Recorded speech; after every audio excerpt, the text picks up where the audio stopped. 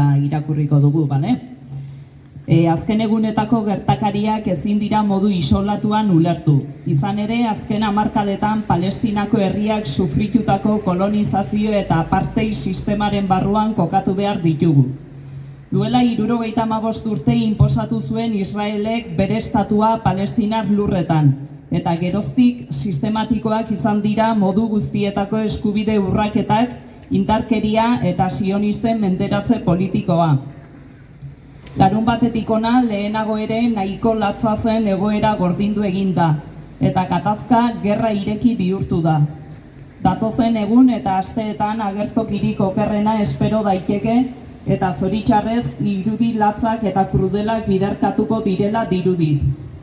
Honako hau da testuinguru honetan sortuk esateko duena. Premiazkoa da gerra etetea. Gatazkaren eskaladak ohi duenez sarraskia areagotu baizik ez du egingo. Gerra eten beharra dago, baina hori ez da aski.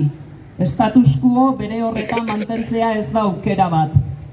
Gatazkari konponbide justu eta demokratikoa emate aldera, nazioarteko komunitateak, Israelgo estatua, Nazio Batuen erakundearen ebazpenak, bete eta elkarrizketa eta negoziazio politikoei atxikitzera behartu behar du.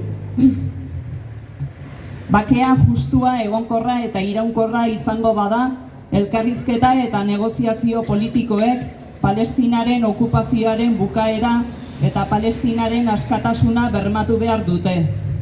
Israelen esku dauden milaka preso politiko Palestinaren askatasuna eskatzen dugu. Norabide horretan mobilizazioa eta presio egitea da Palestinari eta haren askatasunari egin dakiokeen ekarpenik handiena. Euskal Herria ere herri zapaldua da. Gure herriaren askatasunaren alde borrokatzen gara eta munduan zapalduta dauden gainontzeko herriekiko elkartasuna adierazten jarraituko dugu. Herri askez osatutako mundu justua baitugu helburu. Gora munduko herriak! Gora! Gora Palestina! Gora!